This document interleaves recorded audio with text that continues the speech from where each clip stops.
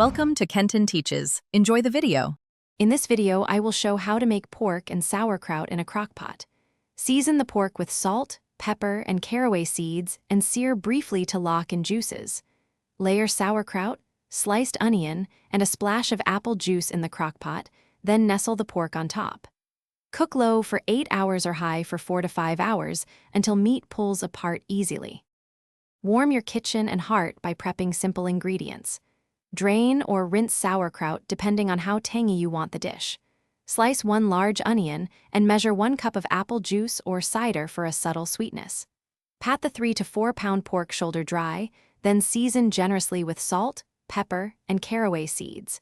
Sear the pork quickly in a hot pan to develop a savory crust before slow cooking. Once everything is assembled, let the crockpot work its magic while you relax.